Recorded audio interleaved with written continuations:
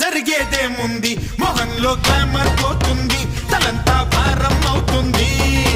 ఆకాశం దిగి పడిపోతే ఏం చేయాలన్నట్టు